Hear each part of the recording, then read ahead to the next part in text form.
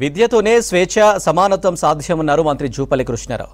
మనిషి తనను తాను సంస్కరించుకుని సమాజాన్ని సంస్కరించడమే చదువు యొక్క అర్థం పరమార్థమని తెలిపారు.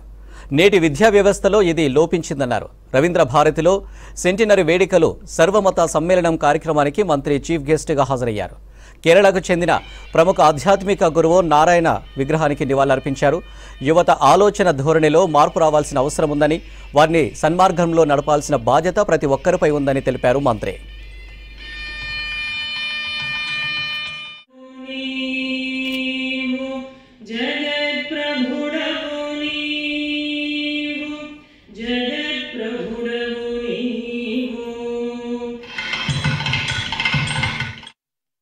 వంద సంవత్సరాల క్రితం ప్రబోధించినా కూడా 100 సంవత్సరాల తర్వాత కూడా ఈనాటికి కూడా ఆశించినటువంటి వారి ఆలోచన విధానాల్ని 1% జనాభా కూడా మనం వాటిని అలవర్చుకోలేదు, ఆకాంక్ష నెరవేరలేదు. మరి దీనికి ప్రధాన కారణం ప్రభుత్వాలు ఏవైనా ఎవరైనా ప్రధానంగా విద్య.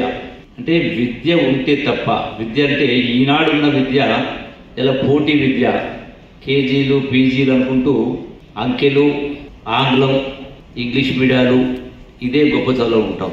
అంటే మరి చదువు యొక్క అర్థం పరమార్థం మనిషి తనను తాను సంస్కరించుకొని సమాజాన్ని సంస్కరించడం నేర్పేదే విద్య యొక్క అర్థం పరమార్థం, మూలం. అది లోపించింది. ఏ స్థాయి పోయిందంటే చదివేస్తే ఉన్నమతి పోయినట్టుగా తయారైంది.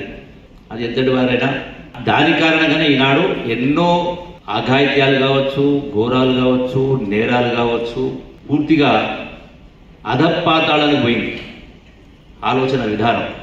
ఎన్ని సంక్షేమ కార్యక్రమాలు, ఎన్ని అభివృద్ధి కార్యక్రమాలు మనం ఎంత గొప్పగా చెప్పుకున్నా, ఏ ప్రభుత్వాలైనా ఎంత గొప్పగా చెప్పుకున్నా నేల విడిచి జామ చేసినట్టుగా అసలు మర్చిపోయి అన్ని చేస్తావు.